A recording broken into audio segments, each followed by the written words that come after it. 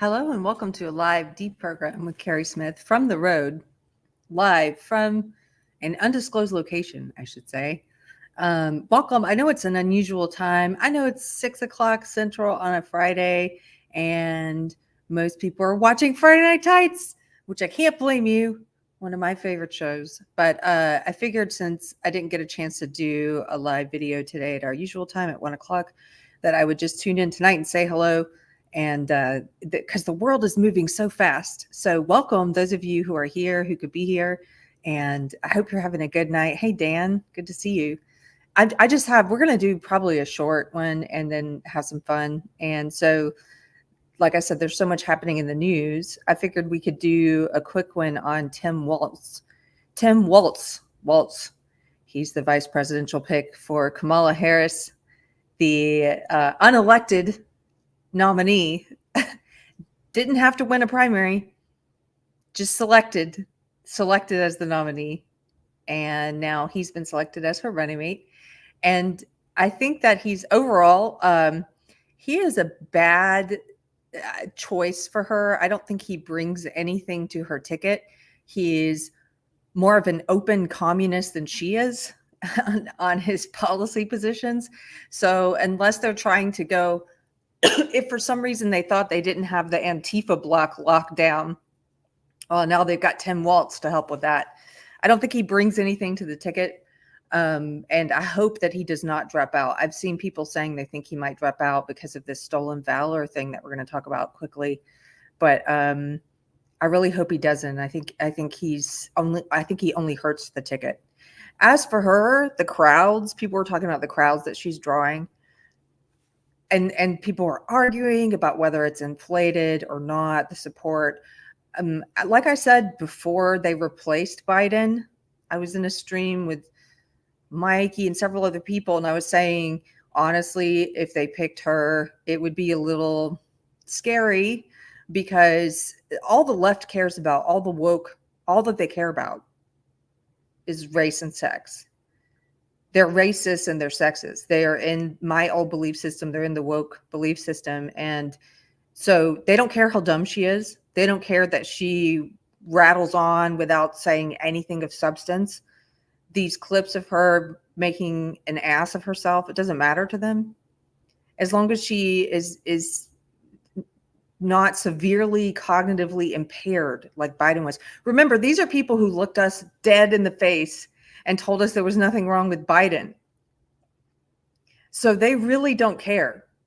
As long as she can get up there and speak and it's not obvious that she's checked out like Biden is, they don't care. And in fact, what they love is the only thing they care about is sex and race, are these identity groups. That's what their ideology is about. They are collectivists, like white supremacists. All they care about sex and race. So they love the fact that she's a woman and she's a woman of color to boot. And so that's, their gold. That's why the excitement you see about her from people on the left, a lot of it is real. They're very excited. They have their token. That's all they want. And Tim Walz doesn't add anything. He's a straight white man. He doesn't bring anything that they care about. And all he brings policy-wise is stuff that's going to scare moderates away, rightfully so. So I really hope they don't replace him on the ticket. Although what a crazy state of affairs that it's even being considered. What a shit show their party is right now. Yeah. Channel Julio's here. Hey, Channel Julio. Kamala talks like a high schooler who didn't do the reading. Yes, she uses a lot of words to say nothing. It's empty calories of speech. It's empty calories. There's nothing there behind the words. So combat veteran here, says Danielle Powell. Very interested in your take on this. Well, I'm glad you're here, and I want you to correct me if I'm wrong about anything. Most of what I've heard about this, it's so interesting, Danielle, because this Stolen Valor thing, out of all the things that could stick to Tim Walz, this to me is not the biggest problem with him.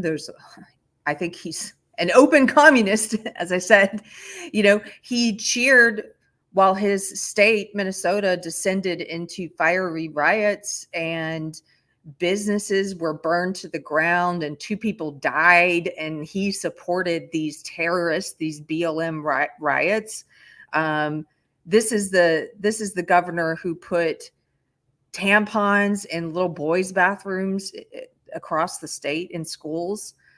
He has children march at pride parades wearing his name at these sexually inappropriate gatherings. Like, there's so many problems with this guy that the Stolen Valor thing, it's not the top thing on my list. But hey, if this is what's sticking, great.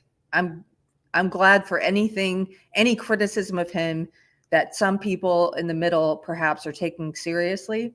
And so all that to say, Danielle, that what I heard is that it's mostly veterans who care about this issue. It's mostly people who served, and they've been buzzing about it for years. This has sort of been something that veterans have been talking about for years, especially in his state. And in fact, I have some very old op-eds to pull up and read. So the facts of the matter, he was in the National Guard. He did serve for, I think it was 24 years. So nobody's saying that's not serving, and people aren't trying to detract from his service. What they're saying, what I've heard the veterans are saying, is that he has lied and purposefully misled people to believe that he saw combat, which he didn't. And for veterans who did see combat, that's a big no-no. That is stolen valor. He's also misled people to believe he was in Iraq. He wasn't. He actually quit when his unit got deployed to Iraq. So he quit a few weeks before, so he didn't have to go. And they find that pretty appalling as well. And then he's flubbed a little on his title, on his status in the military as well. He kind of padded his resume, which Cernovich, I saw, was calling exaggerated. That part of it was exaggerated valor. He says not as bad as the stolen valor of pretending to have been in combat. Yeah, that's a pretty big population, says Danielle. Yeah, the veterans. So I think this issue is sticking because there are a lot of veterans who are perhaps in the middle, who are maybe libertarian or maybe classical liberals or maybe moderately conservative, or people who are undecided voters who served, who find this stolen valor, these exaggerations of his and these lies of his to be really offensive. So let's start with the video, one of the videos in question. So this was from a speech he gave in 2018, and he was talking about gun rights. And in order to justify restricting gun rights and taking away people's ability to buy rifles, going after rifles, which they love to do for some reason, even though rifles account for less than 5% of gun deaths. I haven't looked at the numbers recently, but it's a very small percentage. It may be smaller than that now, I'm not sure. But, it's mostly handguns that are used in gun deaths. But to go after rifles, which is something that they want to do, I think they want to do it because they know it's a slippery slope. If they can get semi-automatic rifles banned, and they can get the younger generation comfortable with that, then down the road they can say, hey, why should you be able to have a semi-automatic handgun? It operates the same way as a semi-automatic rifle, which we already banned and said you couldn't have. I think that's why they attack rifles, because they think they can get that done first to then get the handguns, or they can't just go after handguns. So anyway, in his speech where he was trying to justify taking away people's right to own a rifle, he lied and said he was in combat, and he called them weapons of war. So let's just watch. You can judge for yourself. Let's watch this. And what's funny? What pops up here on the left is CNN of all outlets, CNN fact-checked this and called his claims to have served in combat, quote, absolutely false, which is crazy.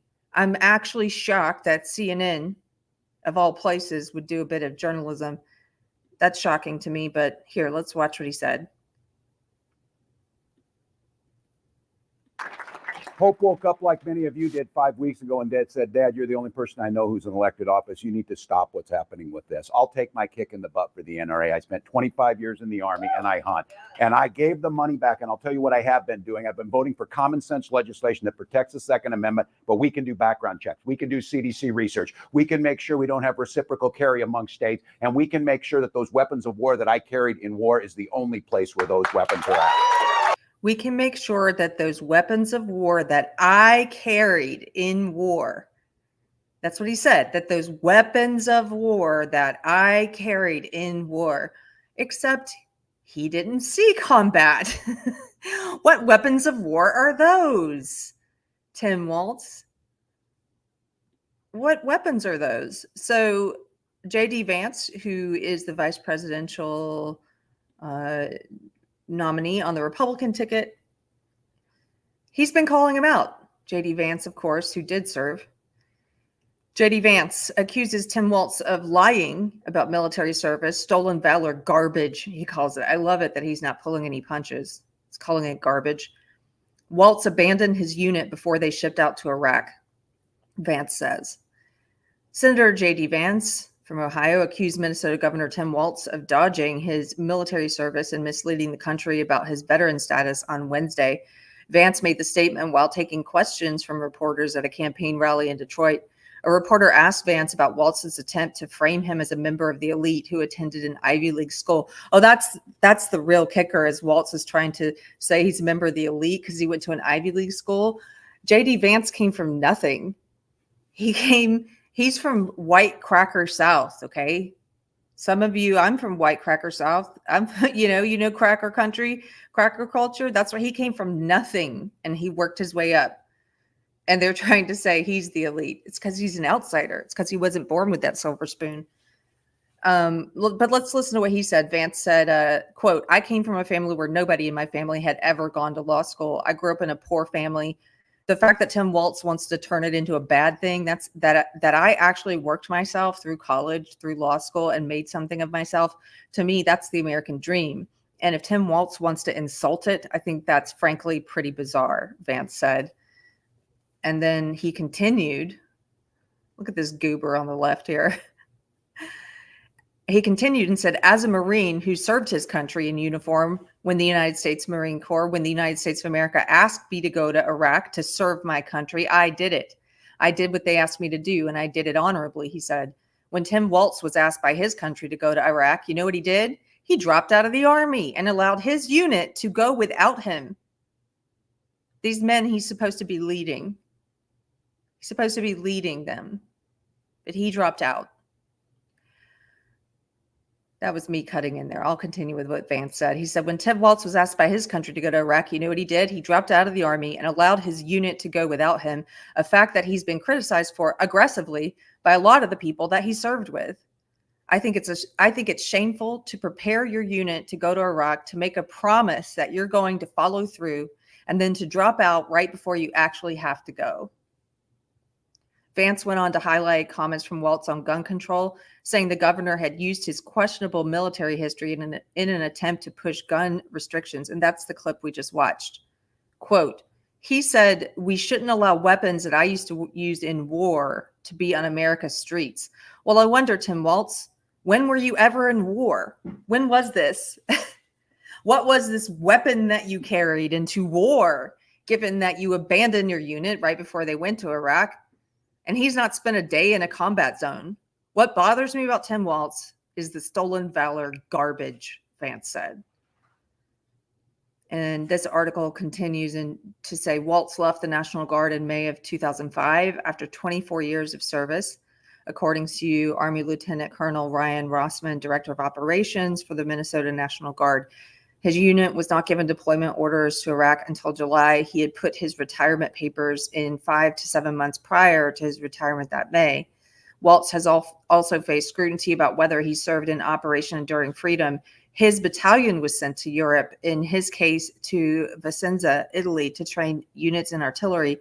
Personnel deployed overseas in support of OEF are considered by the National Guard to have officially served in OEF, regardless of whether they set foot in Afghanistan or not. So some people are saying, well, maybe he meant because he was in Italy. Yeah, well, that's not a combat zone. You weren't in war. What are you talking about?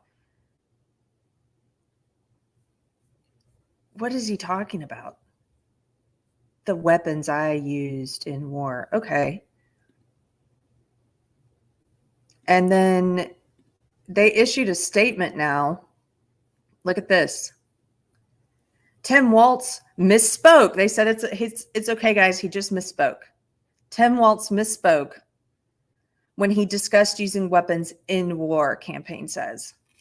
The statement from the Harris campaign follows criticism of Walz's military record by vice presidential candidate Senator J.D. Vance and other Republicans. It's not just J.D. Vance. What I understand is that this has been buzzing on veterans forums and Telegram groups and Facebook groups and stuff for years, that veterans groups have been calling him out, and especially in the state of Minnesota.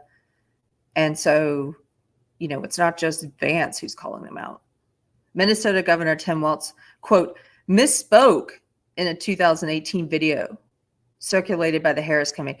This shows you that at least this has legs. At least this is sticking, because normally they just ignore everything and pretend like they don't have to give an answer to the American people. So the fact that they even addressed it, to me, is it's a small victory that they've even addressed it and put out a statement, even though their statement, I think, is hogwash. Oh, you misspoke.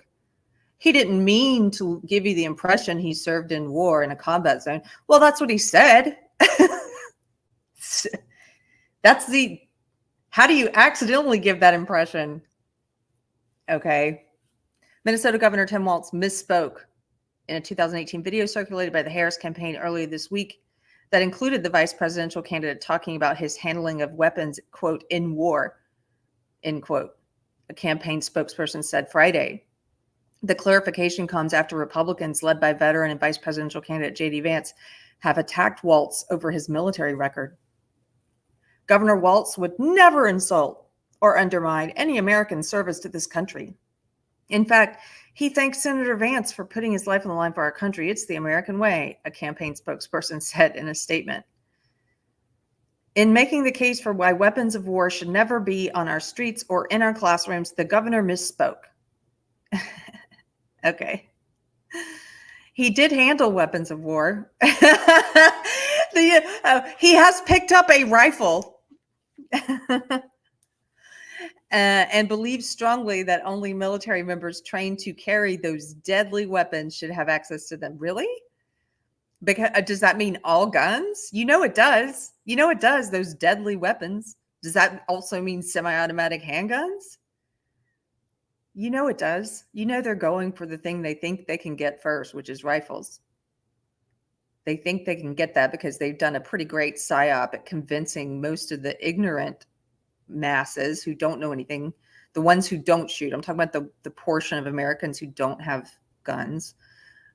They've done a great job of misleading those people and calling them assault weapons. And if you talk to one of those people, which I do quite frequently, they have no idea. They don't know the difference between an automatic rifle and a semi-automatic rifle. They have no idea. They think that an AR-15 is an automatic rifle. They don't know. And so they think, because they've done a great job of the snow job on people, they think they can get rifles banned first. But make no mistake, they think that that none of us should be able to have a handgun either. That'll come next.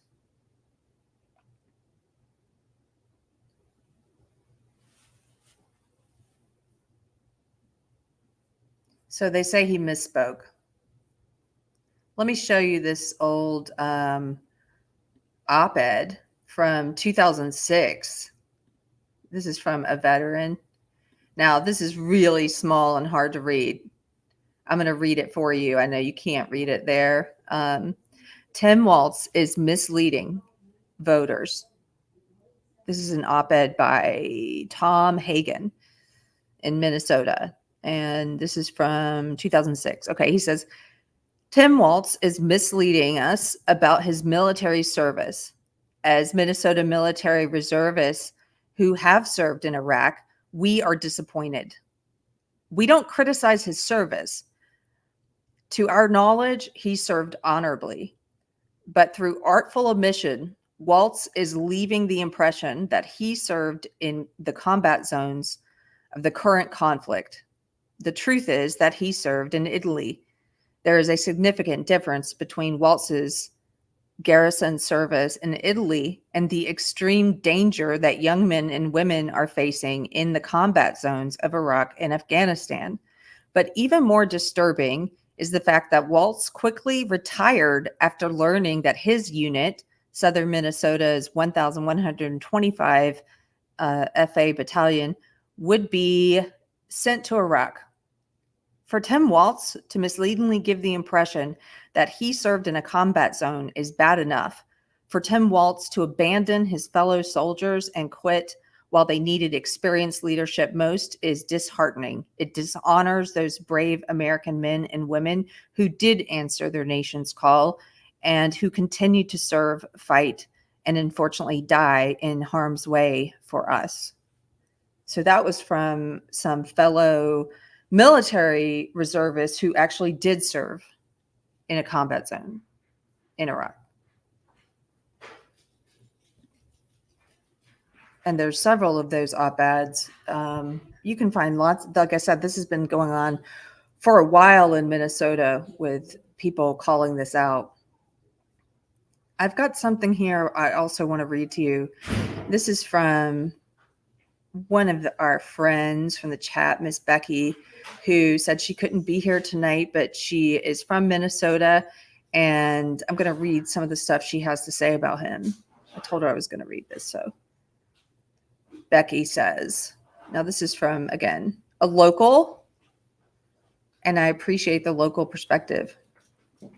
Yeah, Kat says, men from his unit died. Dan, he bailed on his men. He did. Yes, Texas Sheepley, misleading is lying. It is lying. And they want to ask like, oh, he just act like he just misspoke. Again, misspeaking is getting someone's name wrong or not being able to pronounce it, or, you know, it's not a leaving the impression, telling people that you served in war in a combat zone when you didn't. So Becky says, I'm sorry, I'm going to miss this. I'm in Minnesota, and Walz has done nothing but destroy this state. If you live in Minnesota, you know what I'm talking about.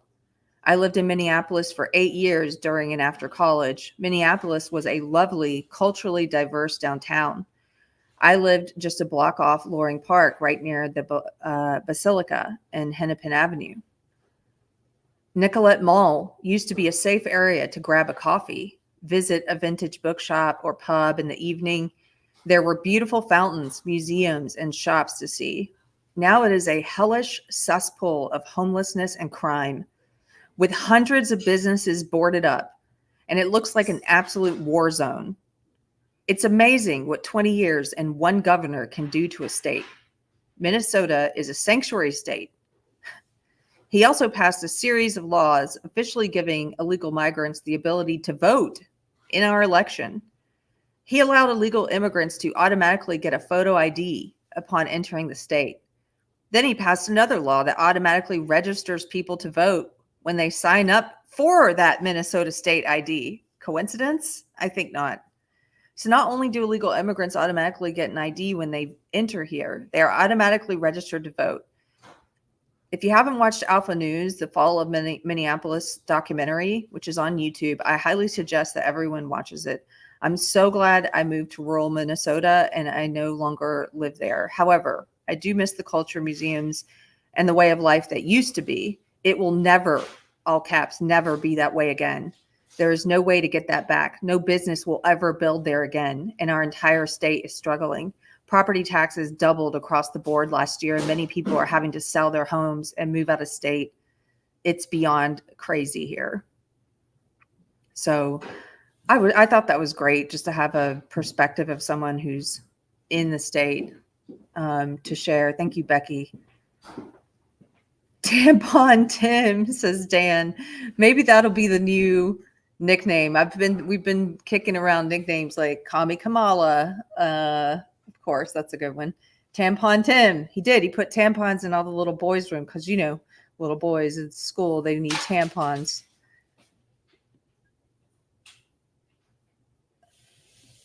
Cynthia Carter. Hey, Cynthia. She says, a bunch of my mom's family's from that area. I'm glad the older ones have passed. They would be so sad to see this. Yeah. So make no mistake, if these guys are elected or selected, I don't trust the elections. You guys know that. But I am going to vote. I'll be damned if they turn me into an apathetic voter, even if I do think they cheat. I'm going to vote. My reasoning on that is make it as hard as possible for them to cheat. As many people turning out as possible to vote against this regime. But if they get in there, I mean, they're going to turn America into Minneapolis. They're going to turn it into San Francisco. They're going to turn it into all of these leftist cities that have just gone to ruin. Like they want us all. On a previous episode, we watched the clips of Kamala, talking about equity, talking about how equity is different than equality, and everybody needs to end up in the same place. No, we don't. And a good refrain, a good answer to that when you hear people say that is, I guess you want us to all end up in the same place in the rubble. Like we'll all be equal in the rubble. Is that what you want? Because that's what happens every time with communism. And I think we need to get better. Those of us who, I don't care if you're a liberal, if you're a conservative, if you're libertarian, I don't care, what your political chart is, where you are on that, the 4 area chart, what I'm talking about. It doesn't matter where you are on that. If you oppose social justice and woke ideology, and that it has roots in Marxism, that it's another kind of Marxism, which it is, and that it leads to communism, it's a vehicle for communism, I think we need to get better at calling it that. It's a little harder to attack head on because they don't call themselves communists, most of them. The ones that I'm worried about do not call themselves communists. They just call themselves Democrats now. But we need to make the case like this and try and expose this ideology for what it is. And so I'm just going to be calling it that from now on. I'll still refer to it as social justice and woke and identity Marxism and try and be as clear as I can and precise as I can be with my language. But I'm also going to just start calling it communism because it is. I think James Lindsay on Twitter, he's doing a great job of that messaging and trying to get that out there and hopefully have people pay attention. So this is a short one. I just wanted to cover the Stolen Valor stuff. And for the vets, like Danielle in the chat, if you think I got it right, let me know. If you think I'm missing anything, also let me know. If there's a perspective that I don't have, I'd like to hear about it. I have another video pulled up that we could look at if we wanted to, of Cernovich. Cernovich is someone who I find him to be a really informative follow during times that are highly politicized. So leading up to an election, I find that I'm relying on his perspective more. I think he's been right about a lot of things. I think that bears out. So he had a great video where he was breaking it down, but it's a lot of what I just said. So I don't know if we need to see it. Texas Sheep Lady, but Keri, communism is no longer a bad thing in young people's minds. That's the scary part. That's true. For a lot of young people, it's not. It's not given the same shake, the fair shake in history class as fascism.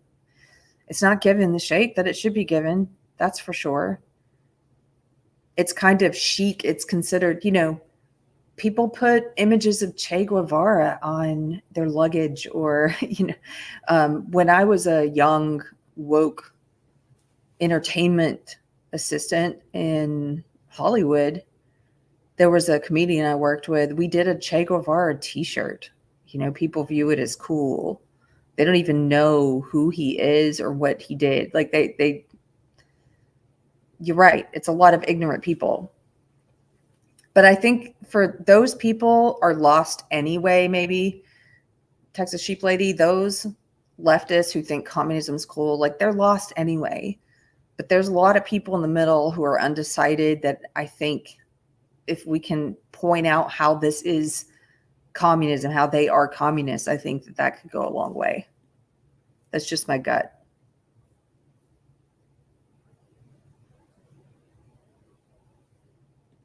Danielle, it's really sad that it took less than 100 years for people to forget history, right? We just don't learn it. And you know what? I went to two great schools, and I did have a really great history teacher at my science and math high school, but it was a lot of it was US history, and I didn't learn the world history I should have learned, and I didn't get it at I went to a great college, didn't get it there. But I was there. What I was learning at college is I was having my head filled with all of this Marxist garbage, this identity Marxist garbage, this social justice woke bullshit.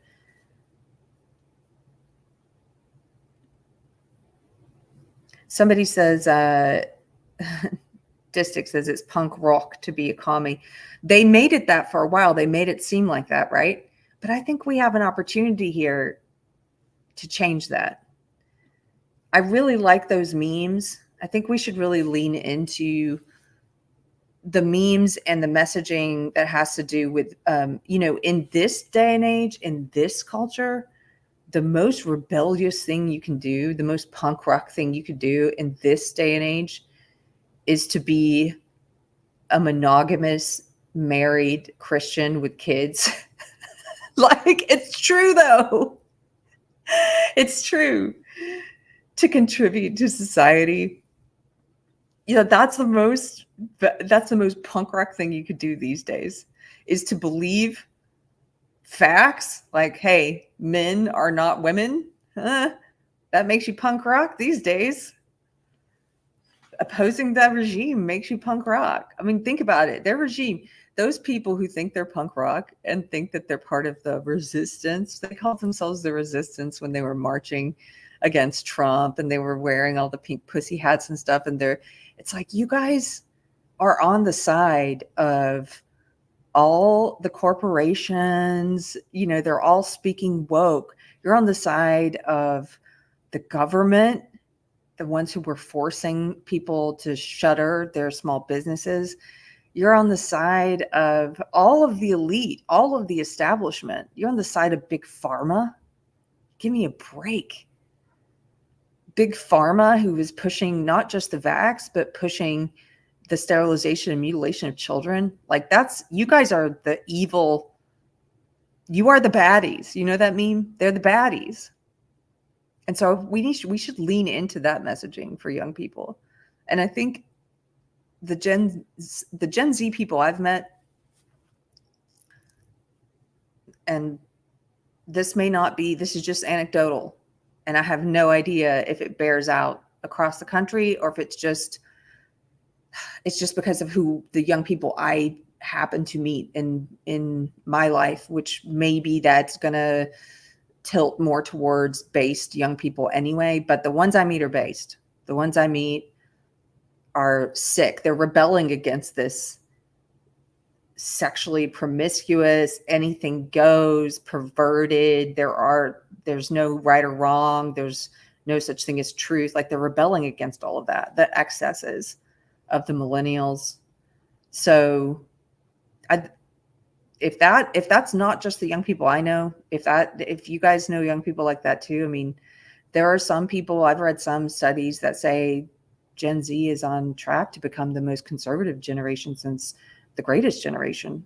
And, that's a white pill. That's a silver lining. We should lean into it. Erica, I love you, Kara. Well, I love you. Thanks for being here. Thanks for being here on a Friday night. So this has been a short one. I could probably clip it, just clip that Stolen Valor part and put that up later. And I'll hang out with you guys a few minutes more. So the reason I couldn't do my show at my regular time today is we're on a vacation. A working vacation. My husband has a bunch of shows this weekend starting yesterday, and We're staying with some friends in their beautiful home, and my mother-in-law's here, and so we were doing family stuff today, and yeah, but I wanted to talk about this Tim Walz stuff, so I said, okay, I'll do it later when everybody's getting ready for dinner. That's when I'll do it. And thank you guys, by the way, if you voted. Thank you for voting for my husband in that music contest.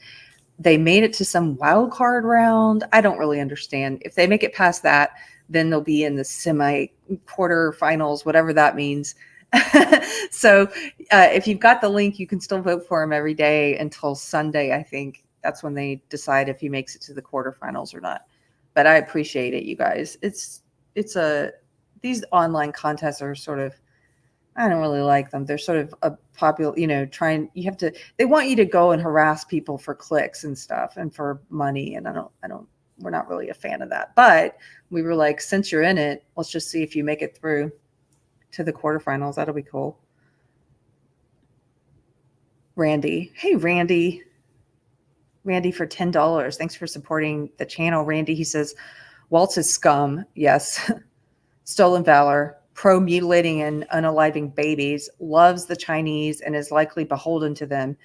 And the couch joke, two can play that. I recently read he's fond of horses. Oh, the internet's a ridiculous place. If you guys don't know what Randy's talking about, there was this stupid false troll story about JD Vance, and it's something to do with JD Vance having sex with a couch. It's so stupid and dumb. But it went viral, and it was kind of an internet joke. And then Tim Walz, though,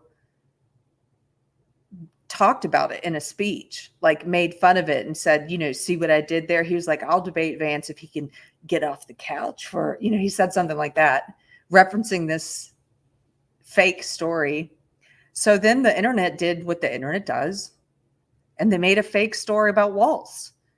That's also much more disgusting and involving horses. And that went viral. And that went viral to such a degree that I had people asking me, is this real? And I was like, no, it's not. They're paying it back because he leaned into that fake story about Vance, and now they're giving it to him. The internet's a crazy place sometimes. But Randy, that's like, for people who are not on Twitter, I'm telling you, I know that it gets it has a certain reputation for being more toxic than Facebook. I don't really find that to be the case. It's just, they're both toxic in different ways, but it's just a different kind of place. But one of the differences is that if you want to know what's going on, you need to be on X out of all the social media platforms. Not that you should be on any, I'm just saying that's the one where you find out what's happening in the world, and you find out all these stupid internet jokes and stuff too. That's the one where I found all of that out. Whereas Facebook is more, I think it leans more female for one thing than X does. And it's a different way of conversing, and there's not as much news in your feed usually.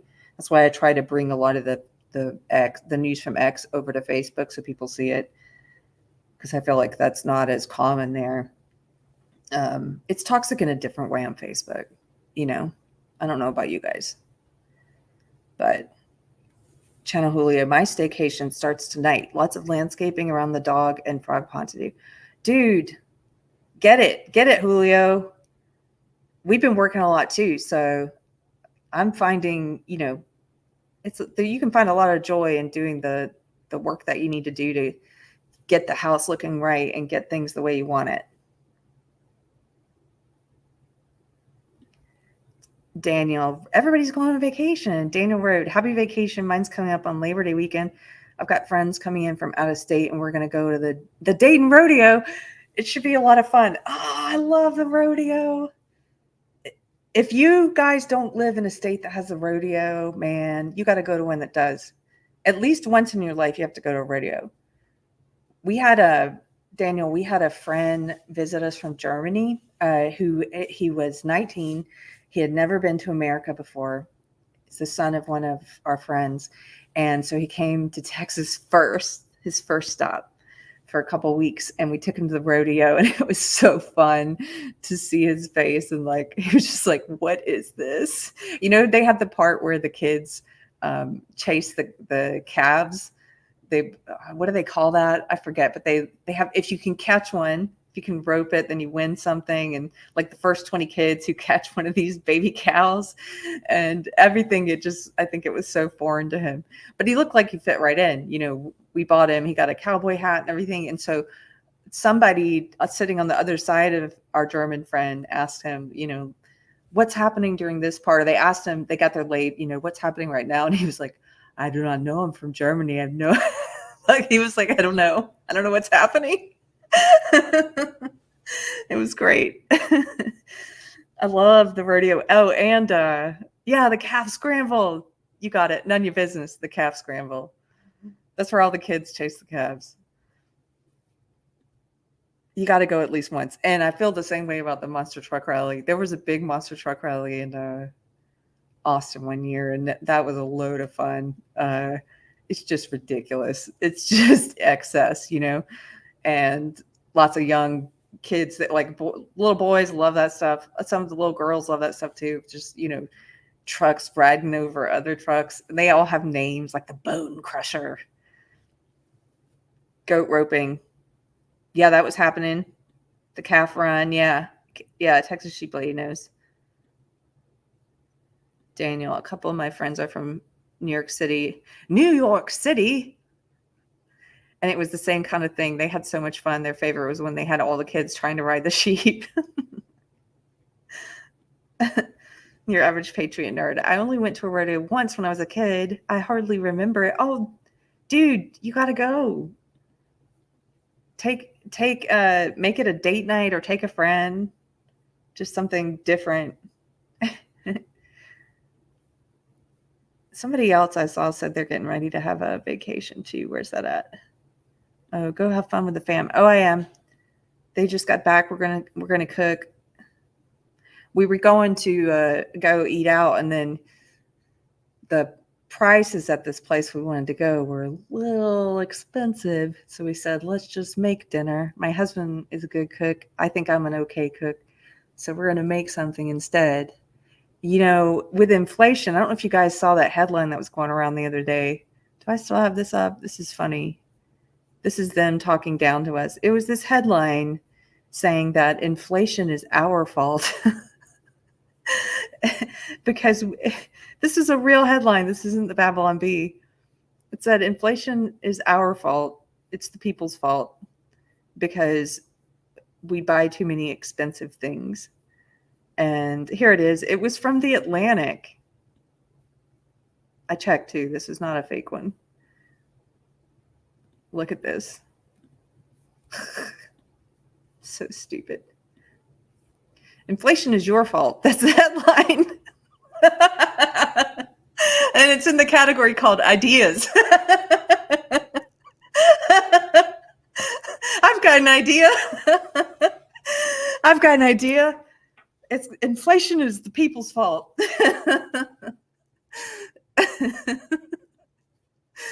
Ideas. Okay, inflation's your fault. And then the subheading is, if people are so mad about high prices, why do they keep buying so many expensive things? By Annie Lowry. And it's like, that saying, you don't hate the press enough. Yeah, you don't hate them enough. It's our fault. And people in the comments, of course, were like, I gotta stop buying all these expensive things like dinner and gas. Yeah, like food and gas, right? None of your business. They hate us. The media hates the people. I don't know if it's always been that way, but that's where we're at right now. They hate us. So look, the feeling is mutual. It's become mutual over time. I've never found The Atlantic to be a credible source for anything. Hey, Davina. Yes, Daniel says, I just spent $200 on like $80 worth of groceries today. The Atlantic can bite me. LOL. Yeah, it's out of control. So we're cooking. We're staying in tonight, which will be nice.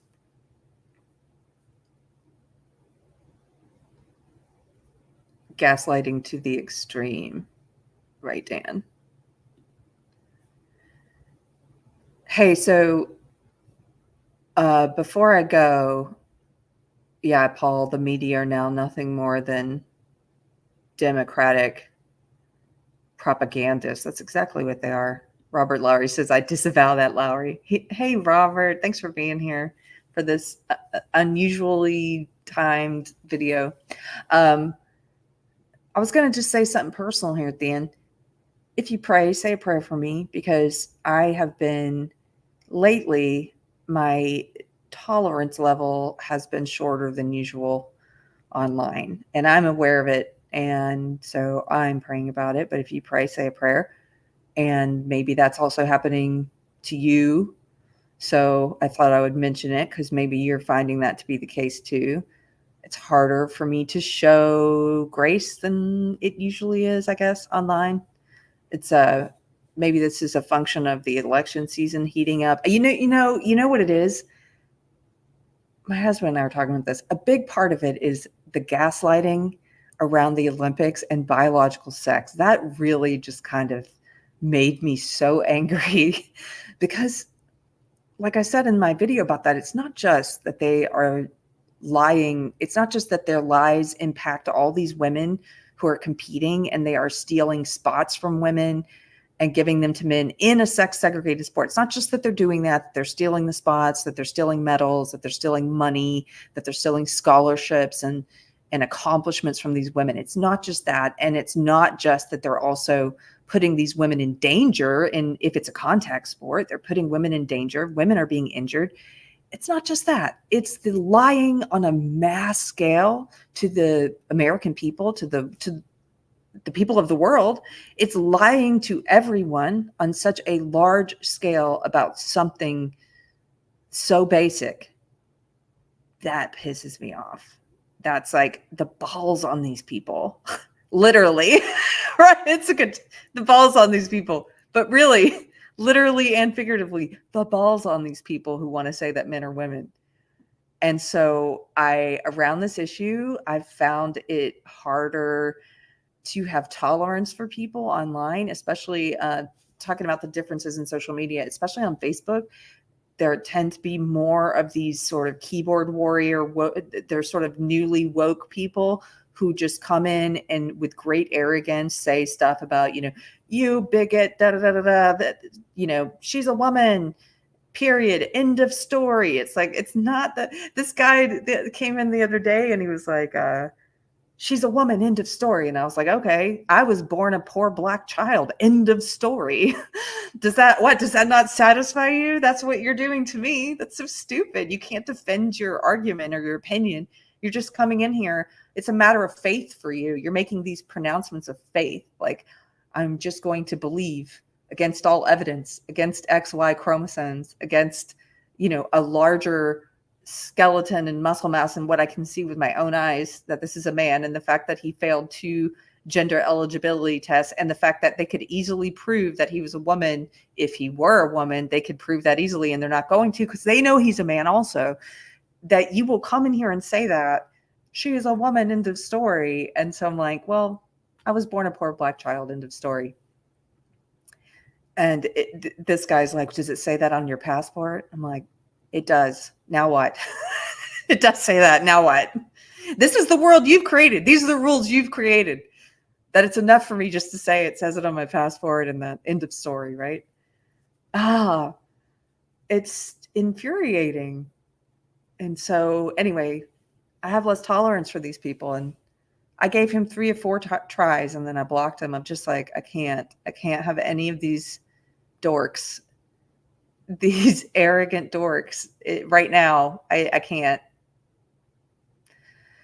I can't handle them as well as I used to. I used to let people like that run wild in my space and say whatever they wanted to say. And I would try and argue with them with civility to try and show like, hey, here's how it can be done, which is also really hard. Sometimes I failed, but I would try to do that. And now I just don't even feel like doing that. I'm like, just go away. If you think men can be women, like we're not even in the same world. Like I don't have the patience for you right now, but I want to get the patience back. So Yeah. So say a prayer for me.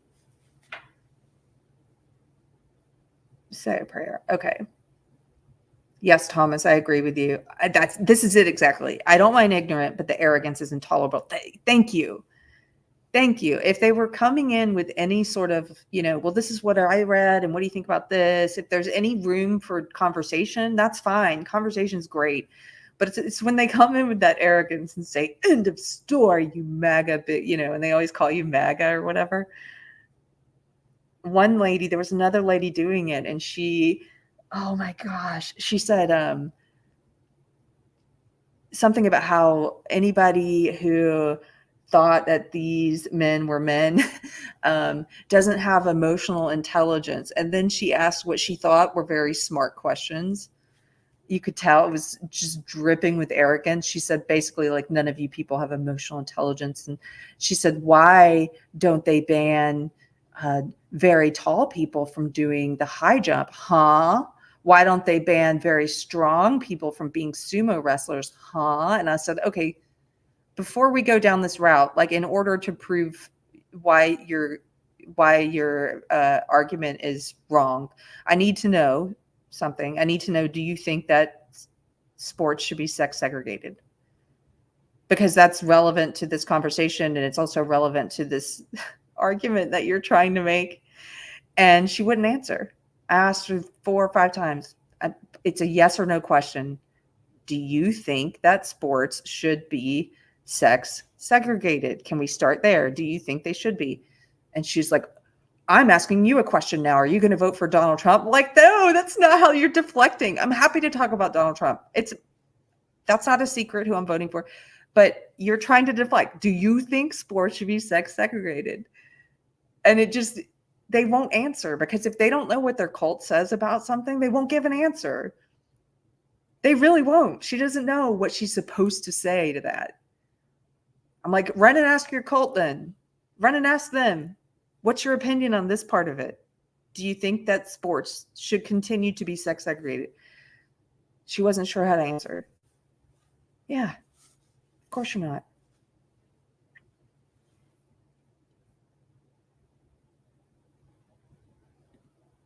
Danielle, knitting works well. Stay home and knit. Good advice. I got to get back on politically incorrect knitters. That's when I do my remedial knitting with those ladies. Oh, thank you for the super chat, Eric. Sorry I missed it. For $10, Eric Heffelfinger says Vance did not see combat. Yeah, but at least he didn't run from the possibility. He still went into an area where he could have been dragged into it unexpectedly and suddenly at any time. Okay. I'm not sure. Are you talking about Italy? I assume that's what you're talking about, unless you're talking about something I don't know, in which case, fill me in. You don't have to super chat me. You can just chat me. But I appreciate the super chat. But you don't have to do that if you want to fill me in. Danielle, they didn't tell her opinion. I know. And that's the funny thing. If you get them on a question, Danielle, that they don't know how they're supposed to answer, they won't, because all their opinions are received. That's why one interesting case to bring up to them is it was the case of the so-called trans woman, Jessica Yaniv, that guy. If you don't know who Jessica Yaniv was, look him up.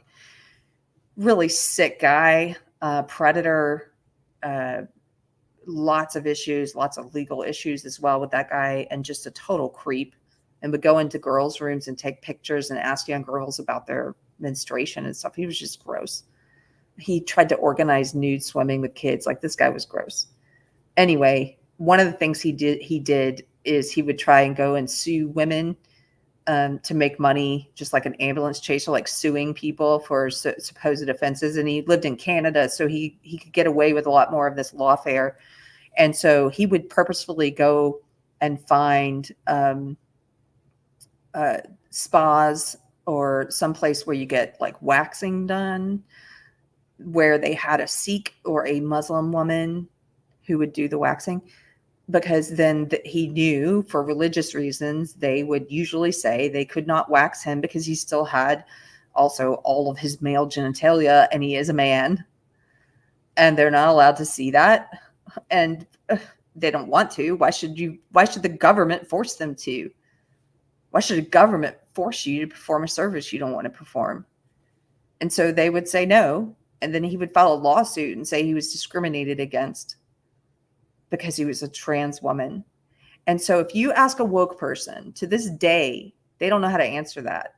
If you ask them, who was in the right? Was it the trans woman who was trying to force Muslim and Sikh women of color, to wax his balls? Was he in the right, or were they in the right for saying they didn't want to do that and didn't have to do that? And they don't know what to choose, because their ideology, again, is all about identity, sex, race, sexuality, gender identity. And so for them, they look at that and they say, trans woman, woman of color, trans woman, woman of color. And they don't know which one is more oppressed. And so they don't know who to side with. It's not about the principle at all. They don't care about the principle involved, which is, should the government be able to force people to perform services? They don't care about the principle involved. They don't have an opinion on that at all. Everything they do, including who they vote for, is they look at these identity groups and they pick the one that has the biggest oppression number, right? And that's it. And they don't know. That case is a great one. If you know a woke person who you're friendly with and you're able to go back and forth with them sometimes in a lighthearted way, ask them their opinion on that case. And the other good thing about that case is, if they are open-minded at all, they will actually think about it. And you might create a crack in the foundation of their belief system with that question, because they'll start thinking about it, because they don't have a pre-programmed answer for that one. Yeah, Daniel, they don't care about principles. They care about power.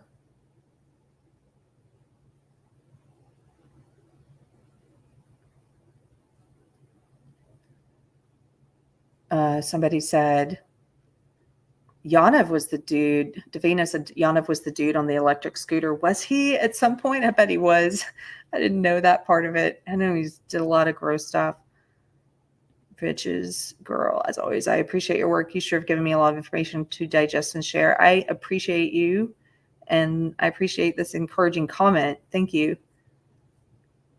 That's why I have to get more, that's why I'm praying I have to get my tolerance level back, because I do want to reach people on the left. That's the whole goal of Deprogrammed. And right now I'm not feeling very, I'm like a low fuse for arrogant, ignorant stuff. So say a prayer. Okay, I'm going to let you guys go. It was fun hanging out with you for a little bit. I hope you have a great weekend. And those of you who are getting ready to go on vacation or already on vacation, or Julio, if you're doing home improvements, I'm right there with you. Have a good time. Have a good weekend. And I'll be home on, we'll be back. I'll do my show at the regular time on Monday. So if you guys want to come Monday at 1:00 Central, I'll see you then for a live Deprogrammed. And if you missed the pop culture episode this Wednesday, we did a fun one. Mystery Chris took us down a rabbit hole of some of the craziest things that have ever happened in relation to the Olympics, like the dark side of the Olympics. I think it's still banned on YouTube. They banned it immediately. It may be back up. I appealed, but it's definitely on Rumble. So this will give you an excuse. If you want to see that, go to Rumble and check out our channel there. I appreciate you guys. Have a good night. Take care. Bye.